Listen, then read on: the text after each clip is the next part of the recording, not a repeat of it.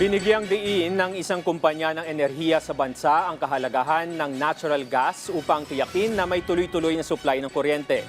Dagdag pa nito ang panibagong diskubre sa Malampaya Gas Field ay magdudulot ng pinalakas na energy security sa bansa. Si Denise Osorio sa sentro ng balita.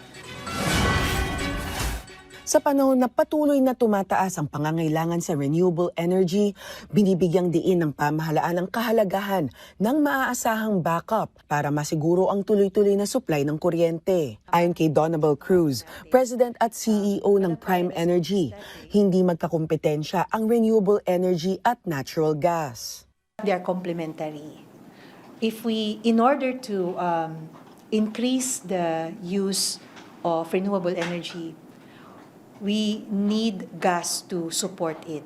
So kapag nawawalan tayo ng renewable source, you will need a type of technology such as a gas power to take in the same demand. Binibigyang diin din ng Prime Energy na ang kahalagahan ng Malampaya Deepwater Gas-to-Power Project ang nag-iisang indigenous natural gas reserve ng bansa. Nakakatulong ito na mapanatiling abot kaya ang presyo ng kuryente. Nakakalikom ito ng pondo para sa mga programa ng pamahalaan. At nagbibigay rin ito ng proteksyon laban sa paiba-ibang presyo ng langis sa pandaigdigang merkado. Ngayong taon, sa ilalim ng Malampaya Phase 4, matagumpay na natapos ang pagdidrill at pagtetest ng Malampaya East 1 at Camago 3 wells na magpapalawig sa buhay ng proyekto ng karagdagang 6 na taon at magpapalakas sa energy security ng bansa.